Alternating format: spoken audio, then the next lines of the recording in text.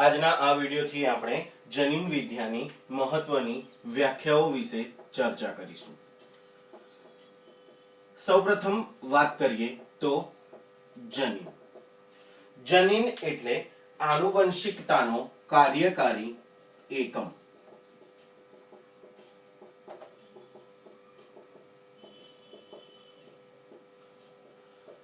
જનીન શબ્દનો સૌપ્રથમ ઉપયોગ જોન્સન દ્વારા કરવામાં આવ્યો હતો। મેન્ડલે તેના પ્રયોગો દરમિયાન એક શબ્દ વાપર્યો કે જેને આપણે કારક તરીકે ઓળખીએ છીએ, જે હાલમાં જનીન તરીકે ઓળખાય છે। બીજી મહત્વની વ્યાખ્યા અથવા તો ટર્મ વિશે ચર્ચા કરીએ તો એલેલ્સ એટલે કે કારક। કારક એટલે કે એલેલ્સ। એલેલ્સ એટલે જનીનના બે જુદા જુદા સ્વરૂપો। જનીનના બે સ્વરૂપો એટલે એલેલ્સ। સામાન્ય રીતે આ એલેલ્સ એટલે કે કારકો જે પૈકી એક પ્રભાવી અને એક પ્રચ્છન્ન હોય છે। અહીં એક રૂલ વિશે ચર્ચા કરીએ એટલે કે એક નિયમ વિશે વાત કરીએ તો એલેલ પૈકી પ્રભાવી જનીન હંમેશાથી કેપિટલ લેટર દ્વારા દર્શાવવામાં આવે છે, જ્યારે પ્રચ્છન્ન કારકને હંમેશાથી સ્મોલ લેટર દ્વારા દર્શાવવામાં આવે છે। ઉદાહરણ તરીકે ચર્ચા કરીએ તો ઊંચા છોડ માટે વપરાતું જનીન કેપિટલ ટી વડે દર્શાવવામાં આવે છે, જ્યારે નીચા છોડ માટેનું જનીન સ્મોલ ટી વડે દર્શાવવામાં આવે છે। એટલે પ્રભાવી લક્ષણ હંમેશાથી કેપિટલ લેટરમાં દર્શાવવામાં આવે છે, જ્યારે નીચા છોડ માટેનું લક્ષણ હંમેશાથી સ્મોલ લેટરમાં દર્શાવવામાં આવે છે। સામાન્ય રીતે એક જનીનના બે સ્વરૂપો જોવા મળે છે, પરંતુ અહીં ઉદાહરણ તરીકે એક બીજી વાત કરીએ તો રુધિર જૂથમાં એક જ જનીનના ત્રણ અલગ અલગ કારકો જોવા મળે છે, જેની ચર્ચા આપણે આગળ કરીશું। નેક્સ્ટ ઇમ્પોર્ટન્ટ ટર્મ વિશે વાત કરીએ, ત્રીજી મહત્વની વ્યાખ્યા વિશે ચર્ચા કરીએ તો સમયુગ્મી જનીન।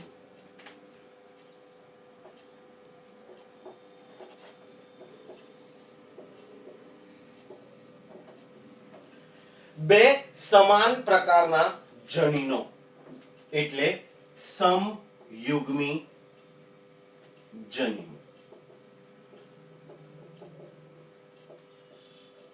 અથવા એમ કહી શકાય કે એક જ જનીનના બે સમાન પ્રકારના કારક। આ બંને પ્રભાવી હોઈ શકે અથવા બંને પ્રચ્છન્ન પણ હોઈ શકે। જો બંને પ્રભાવી હોય તો તેમને સમયુગ્મી પ્રભાવી તરીકે ઓળખવામાં આવે, અને જો બંને પ્રચ્છન્ન હોય તો તેને સમયુગ્મી પ્રચ્છન્ન તરીકે ઓળખવામાં આવે છે। ઉદાહરણ તરીકે વાત કરીએ તો ઊંચા છોડ માટે કેપિટલ ટી અને નીચા છોડ માટે સ્મોલ ટી એ સમયુગ્મી પ્રચ્છન્નનું ઉદાહરણ છે, જ્યારે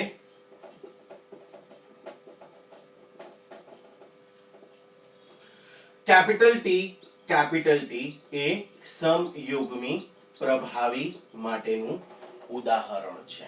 નેક્સ્ટ ઇમ્પોર્ટન્ટ ટર્મ વિશે ચર્ચા કરીએ, ફોર્થ વન, ધેટ ઇઝ વિષમયુગ્મી જનીન।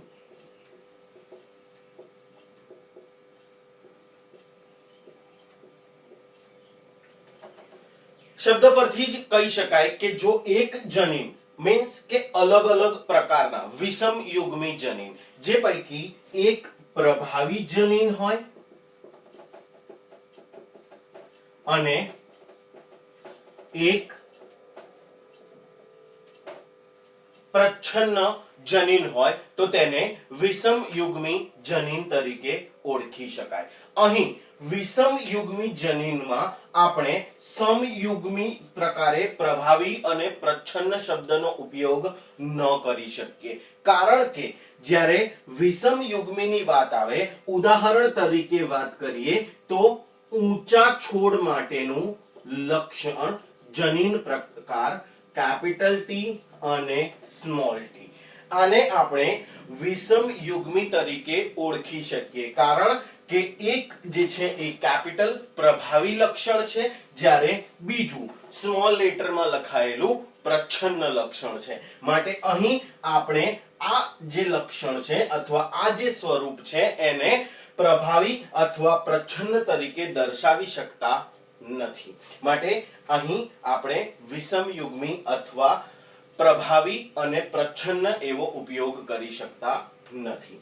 નેક્સ્ટ ઇમ્પોર્ટન્ટ ટર્મ વિશે ચર્ચા કરીએ. ફિફ્થ વન, સ્વરૂપ પ્રકાર અને જનીન પ્રકાર.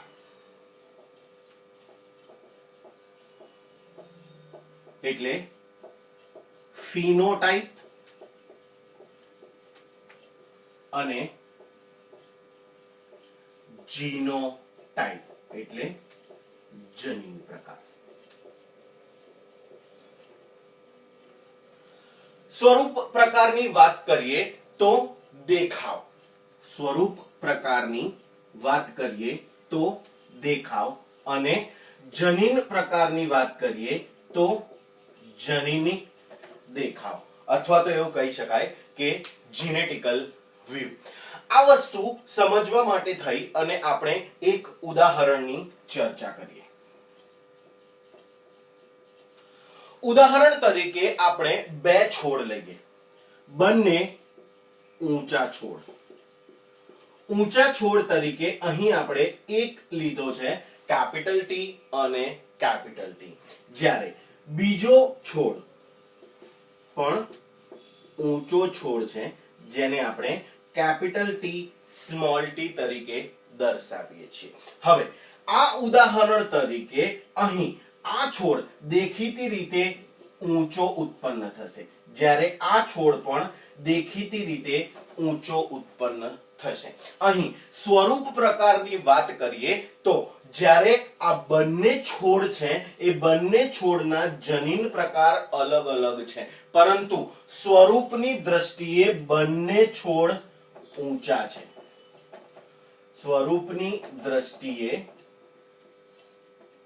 બંને ઊંચા છોડ છે, પરંતુ જનીનિક દ્રષ્ટિએ આપણે જોઈએ તો બંને અલગ અલગ પ્રકારનો જનીન સ્વરૂપ દર્શાવે છે. માટે અહીં એક મહત્વની બીજી ચર્ચા કરીએ તો સ્વરૂપ પ્રમાણ અને જનીન પ્રમાણ. અહીં આ બંને ઊંચા છોડ ઉત્પન્ન થવા પાછળ સ્વરૂપ પ્રમાણ આપણને 2:0 નું મળે છે. મીન્સ કે આમાં કોઈ પણ નીચો છોડ બનતો નથી. બંને છોડ જે છે એ આપણને સ્વરૂપની દ્રષ્ટિએ સમાન જોવા મળે છે, પરંતુ જ્યારે આપણે જનીન પ્રમાણની વાત કરીએ છીએ ત્યારે આ બંને અલગ અલગ પ્રકારના જનીન દેખાવ દર્શાવે છે. માટે આપણને જનીન પ્રમાણ અહીં 1:1 નું મળે છે. જ્યારે આપણે સમયુગ્મી પ્રકારની વાત કરીએ અથવા તો વિષમયુગ્મી પ્રકારની વાત કરતા હોઈએ તે દરમિયાન જનીન પ્રકાર અને સ્વરૂપ પ્રકાર બંને એકબીજાથી અલગ હોઈ શકે છે. નેક્સ્ટ ઇમ્પોર્ટન્ટ ટર્મ વિશે ચર્ચા કરીએ.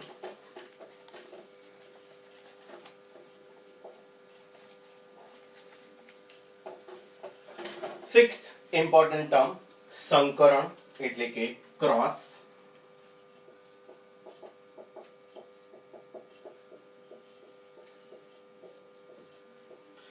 જ્યારે આપણે સંકરણની વાત કરીએ ત્યારે સામાન્ય રીતે બે છોડ વચ્ચેનું પ્રજનન, બે છોડ વચ્ચે થતું પ્રજનન સામાન્ય રીતે ક્રોસ તરીકે ઓળખવામાં આવે છે. એટલે જ્યારે આપણે એમ કહીએ કે ઊંચા છોડનું નીચા છોડ સાથે સંકરણ કરાવીએ એટલે આપણે તેમની વચ્ચે થતા પ્રજનન વિશે વાત કરીએ છીએ.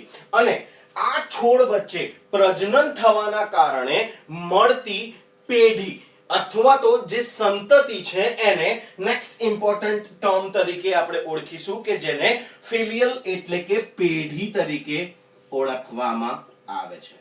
એટલે એને પેઢી તરીકે ઓળખવામાં આવે છે. એટલે પેઢી તરીકે જેને આપણે ઓળખીએ છીએ એ સંકરણના કારણે મળતી નવી સંતતિ છે, જેને સામાન્ય રીતે આપણે F1 F2 અથવા તો F3 એવી રીતે આગળ દર્શાવી શકીએ છીએ. ઉદાહરણ તરીકે અહીંયા આપણે સમજીએ તો આપણે સંકરણ માટે લીધેલ એક ઊંચો છોડ એનું સંકરણ એટલે કે ક્રોસ નીચા છોડ સાથે કરીએ છીએ. એટલે કે કેપિટલ T નો ક્રોસ આપણે સ્મોલ t સાથે કરીએ છીએ. તો આના કારણે ઉત્પન્ન થતી જે સંતતિ છે એને F1 પેઢી તરીકે ના કારણે મળતી સંતતિને F1 પેઢી તરીકે ઓળખી શકાય. આગળ નેક્સ્ટ મહત્વની ચર્ચા કરીએ અથવા તો મહત્વની વ્યાખ્યા વિશે ચર્ચા કરીએ તો પુન્નેટ સ્ક્વેર.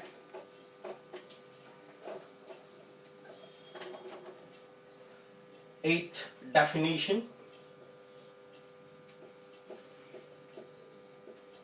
પુન્નેટ સ્ક્વેર કે જેને ગુજરાતીમાં પણ પુન્નેટ સ્ક્વેર તરીકે જ ઓળખવામાં આવે છે.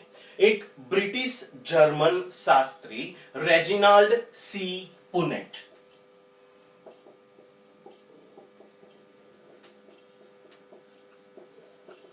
દ્વારા આ રજૂ કરવામાં આવેલ છે. આ એક આલેખીય રજૂઆત છે. આને આપણે ઉદાહરણ દ્વારા સમજીશું. આપણે આગળ ચર્ચા કરી એ પ્રમાણે જ્યારે એક ઊંચા છોડ અને એક નીચા છોડ વચ્ચે આપણે સંકરણ કરાવીએ છીએ મીન્સ આ જે પુન્નેટ સ્ક્વેર છે એનો મહત્વની રીતે અથવા તો એનો આલેખીય રજૂઆત અથવા તો જે ઉપયોગ છે એ બધા અલગ અલગ પ્રકારના જનીન પૈકી ઉત્પન્ન થતા જે જન્યુઓ છે તેની ગણતરી કરવા માટે વપરાય છે. ઉદાહરણ તરીકે આપણે લીધેલ ઊંચા છોડ પૈકી T અને T નું સંકરણ આપણે નીચા છોડ ધરાવતા t અને t સાથે કરીએ છીએ. અહીં T અને t ધરાવતા પિતૃઓ છે જેમાંથી સંભવિત ઉત્પન્ન થતા જન્યુઓ T છે, જ્યારે અહીં નીચા છોડમાંથી ઉત્પન્ન થતા સંભવિત જન્યુઓ t અને t છે.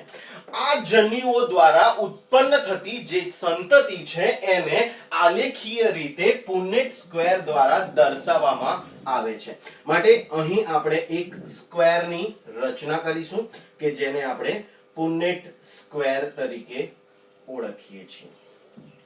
અહીં એક તરફ આપણે એક જન્યુઓને લખીશું જ્યારે બીજી તરફ આપણે બીજા જન્યુઓને લખીશું. અહીં આ બંને પૈકી એક છોડને આપણે નર છોડ તરીકે જ્યારે બીજા છોડને આપણે માદા છોડ તરીકે કન્સિડર કરીશું. હવે આ બંને જન્યુઓ દ્વારા ઉત્પન્ન થઈ શકતી શક્ય પેઢીઓ વિશે વાત કરીએ તો અહીંયા સૌથી પહેલી શક્યતા T small t, તે જ પૈકી T small t, again T small t, again T અને small t. એટલે કે આ બોક્સમાં જે રજૂ થયેલી અથવા તો ઉત્પન્ન થયેલી ચારે ચાર પેઢી એટલે કે F1 પેઢીમાં દરેક છોડ ઊંચો બનશે જ્યારે તેની સંખ્યા 4 બનશે. આ પ્રમાણે આપણે સામાન્ય રીતે પુનેટ સ્ક્વેર દ્વારા કોઈ પણ પ્રયોગોમાં ચોક્કસ પ્રકારનું સ્વરૂપ પ્રમાણ અને જનીન પ્રમાણ જાણી શકીએ છીએ. નેક્સ્ટ ઇમ્પોર્ટન્ટ ટર્મ વિશે ચર્ચા કરીએ તો શુદ્ધ અથવા તો સંવર્ધિત પેઢી કે જેને પ્યોર લાઈન તરીકે ઓળખવામાં આવે છે, એટલે કે શુદ્ધ અથવા તો સંવર્ધિત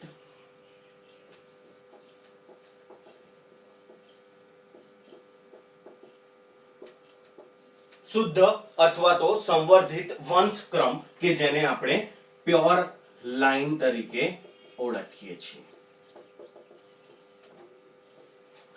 આ શુદ્ધ અથવા તો પ્યોર લાઈન નો મતલબ કે ઘણી બધી પેઢીઓ સુધી સતત સ્વપરાગનયનના કારણે એક સ્થાયી લક્ષણો પ્રદર્શિત કરાવવા માટે થઈ અને મેળવવામાં આવતી સંતતિ છે.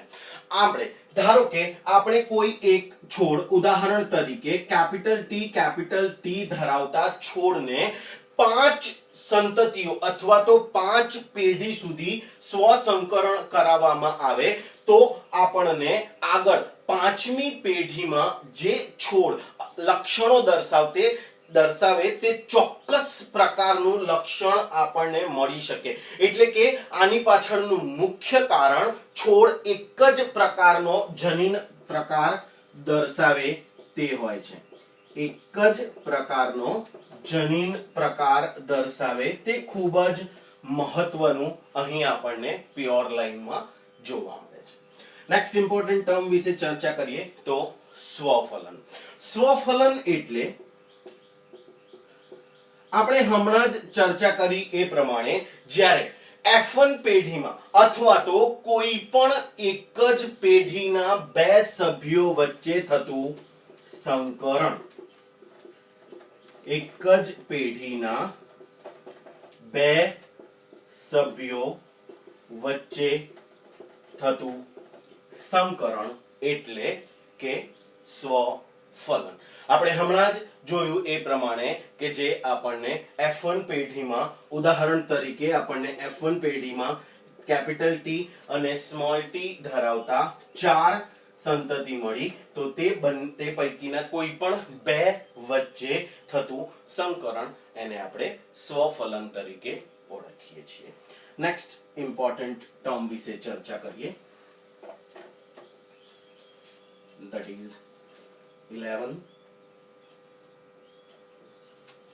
તો એક સંકરણ પ્રયોગ અથવા તો એક સંકરણ કે જેને મોનો હાઇબ્રિડ ક્રોસ તરીકે ઓળખવામાં આવે છે. આ મોનો હાઇબ્રિડ ક્રોસ, મોનો અથવા તો એક, એનો મતલબ કે સંકરણમાં ફક્ત એક જ લક્ષણને ધ્યાનમાં લેવામાં આવે છે. ઉદાહરણ તરીકે ઊંચો છોડ,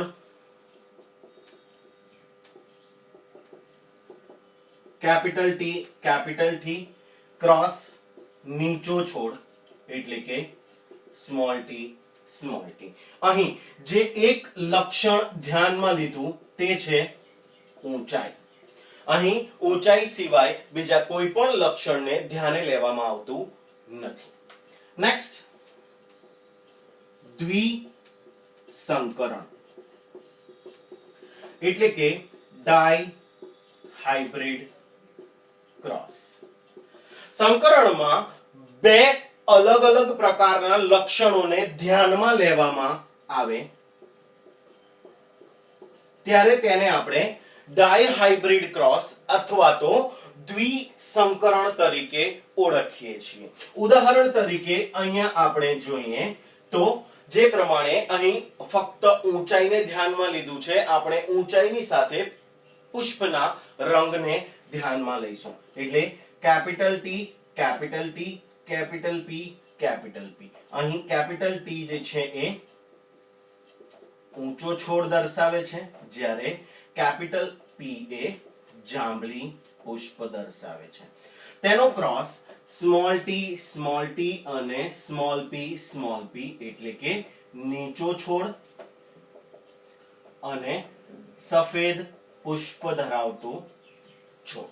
અહીં બે લક્ષણને ધ્યાનમાં લીધા છે, જે બે લક્ષણો પૈકી એક જે છે એ ઊંચાઈ અને બીજું જે લક્ષણ છે એ પુષ્પનો રંગ છે.